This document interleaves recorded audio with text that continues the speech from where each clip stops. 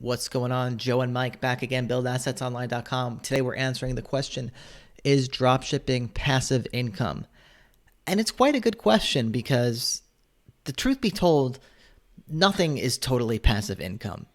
But what I will say is that, and most people don't realize this, the return per hour or our hourly rate that we get from dropshipping is so much astronomically higher than you would get from any sort of job. Any sort of job you could think of, unless you're like, some major CEO of even then, I feel like even if you were CEO of some big company, you're probably working a lot of hours. So the hourly rate that you get when doing drop shipping, the way we teach it, is astronomical. I don't know why. I don't want to put an exact figure on it, but $1,000 per hour, when we're taking the money we get out versus the time we put in, it's Yeah, and I astronomical. think it's a really important point that you talked about because we've, inside of our course, we've had some pretty high performing people that come in and they're not making bad money. But I think they see that drop shipping, is it 100% passive? Well, you could argue it's not, but they understand that when they're at a job, they're forced to basically give their life to that company if they want to continue to move up and they want to continue to increase their income year after year. But with this, there's nobody to really answer to. If I don't want to do something for the whole day, I don't do anything, and my income can still go up.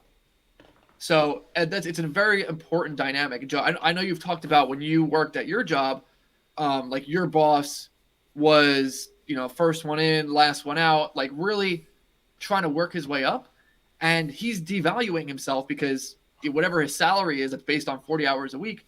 Oftentimes, if you want to get into the executive level, if you want to get into a high position, you have to devalue yourself. You have to work more than 40 hours a week. You have to go out of your way. And we don't have to do that. And so our earnings per hour goes up with time and theirs goes kind of down with time. Exactly. And what I want to touch on, Mike, is that a lot of people, the way they teach dropshipping, when they do it with social media ads, you're going to actually be spending a lot more time than you would if you do dropshipping the way that we teach it. Because with social media ads, you constantly, whether it's TikTok, Instagram, Facebook, you're going to have to be constantly making new campaigns, testing new videos, testing new copy, doing all sorts of stuff. And then you might lose money. And then you're going to repeat this process until you have something that makes money. But when you're doing dropshipping focused around search engines and focused around expensive products, like you said, Mike, you put your flag down. You're like, this is where this product is sold.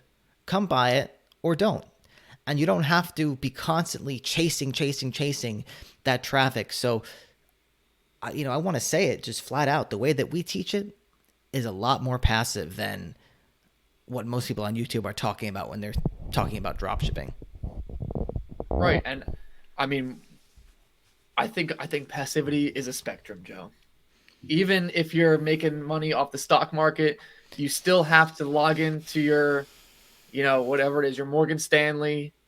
You got to look at the numbers, and that takes up time. Sure, you're disconnected from, if the earnings go up or whatever, but there's still time involved with everything. And really, if you're watching this, it's like, how passive do you want things to be? What are you going to do with your life? So I like having the option of, if I want to put in work, I can put in work. But at the same time, if, I got to go quarantine for 5 days, I don't have to do anything. And the businesses aren't necessarily going to suffer because we have employees and we have, basically everything running on a semi-autopilot. Yes. So I would say semi-autopilot is the best way to put it when you do drop shipping the way that we teach. But Mike, we can go weeks without dealing with a store. More. I would say I would liken dropshipping to being like an airline pilot. They got to take it off and then they got to land it. What goes on while you're in the air? It's smooth sailing. So you gotta put in the work to build the store, and you gotta put in the work to sell the store.